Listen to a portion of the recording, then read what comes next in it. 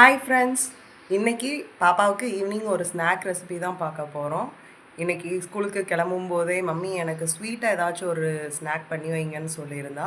So அதனால தான் வீட்டிலே ஹோம்மேடாக போளி செய்ய போகிறேன். இனிப்பு போளி. வாங்க எப்படி பண்ணுறதுன்னு பார்க்கலாம்.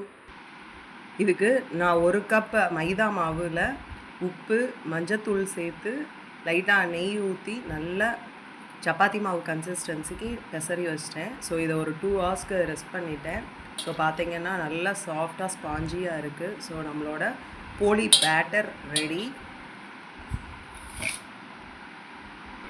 இது என்னன்னு பார்த்தீங்கன்னா, பொட்டுக்கடலை லைட்டாக ரோஸ்ட் பண்ணிவிட்டு, தேங்காவையும் நல்லா ரோஸ்ட் பண்ணிவிட்டு, கூடவே வெல்லம், ஏலக்காய் போட்டு மிக்சியில் நல்லா ஃபைனாக பவுடராக ஆக்கிட்டு, ஸோ அதை குட்டி குட்டி பால்ஸாக ரோல் பண்ணி வச்சுருக்கேன்.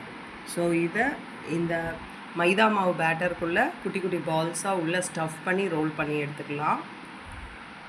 ஸோ இந்த மாதிரி ஸ்டஃபிங்கை உள்ளே வச்சு குட்டி குட்டி பால்ஸாக இந்த மாதிரி தட்டி வச்சுக்கலாம். இப்போ நம்ம போளிக்குரிய ஸ்டஃபிங்ஸ்லாம் ஸ்டஃப் பண்ணி இந்த மாதிரி ஃப்ளாட் பண்ணி வச்சுருக்கோம். இதுக்கு ஒரு வாழை இலையில் வச்சு தட்டி போடுறதுக்காண்டி வாழை இலையை வாஷ் பண்ணி வச்சுருக்கேன். இப்போ நம்ம போளி செய்கிறதுக்கு தேவையான அளவு நெய் சேர்த்துக்கலாம்.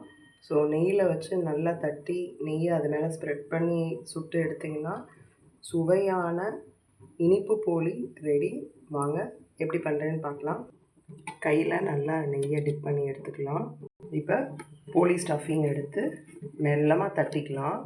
ஸோ இப்போ நம்ம தட்டி வச்சுருக்க போளியை தோசை தவாவில் போட்டு 2 பக்கம் பொறுமையாக ரோஸ்ட் பண்ணி எடுத்துக்கலாம். நம்மளோட சுவையான இனிப்பு போளி ரெடி. கண்டிப்பாக அந்த ரெசிபியை பார்த்துட்டு உங்கள் வீட்லேயும் உங்களோட குழந்தைங்களுக்கு ஹெல்த்தியாக வீட்லேயே பண்ணி கொடுங்க. பாய்.